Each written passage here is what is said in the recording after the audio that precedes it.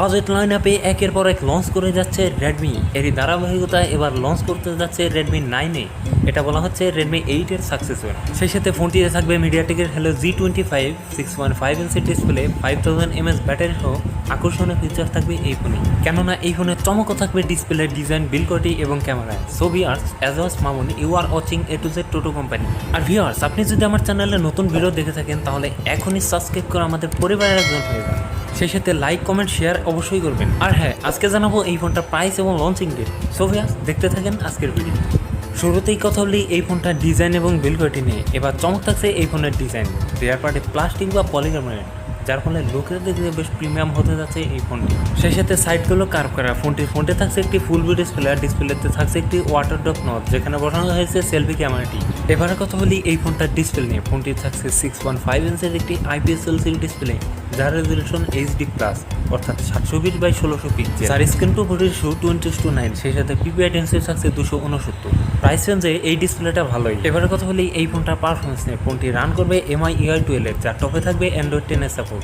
Chipset হিসাবে থাকছে মিডিয়াটেকের হলো G25, যা 12 ন্যানোমিটার টেকনোলজির উপর বেস করে তৈরি করা একটি অক্টাকোর প্রসেসর, যার ম্যাক্সিমাম ক্লক স্পিড 2.0 GHz। মিডিয়াটেকের হলো G25 মূলত একটি লোয়ার বাজেটে গেমিং ফোন। এর থেকে যে কোনো প্রকার গেমস মোটামুটি লেভেলে রানিং করাতে পারবেন। PUBG, call of duty, Asphalt 9 এর মতো গেমস হাই গ্রাফিক্সে রান করাতে পারবেন না এই ফোনটা। ফোনটির র্যাম ভেরিয়েন্ট থাকছে 2GB 32GB। সেই সাথে দুটো সিমের পাশাপাশি একটি মাইক্রো SD কার্ড ব্যবহারের সুযোগ থাকছে।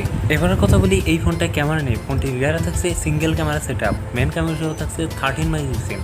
এই ফোনটার রিয়ার ক্যামেরাতে সর্বোচ্চ ভিডিও শুট করা যাবে 1080p 30 fps। সেই সাথে সেলফিতে থাকছে 5 মেগাপিক্সেল, যা দিয়ে ভিডিও ধারণ করা যাবে 1080p 30 fps। তবে আমার কাছে দুঃখের বিষয় যে এই ফোনে ডুয়েল ক্যামেরা সেটআপ দেয় নাই, কেননা এন্টি বাজেটের ফোনগুলোতেও ডুয়েল ক্যামেরা সেটআপ প্রোভাইড করে। তবে যাই হোক, ক্যামেরা সেটআপ মোটামুটি ভালোই।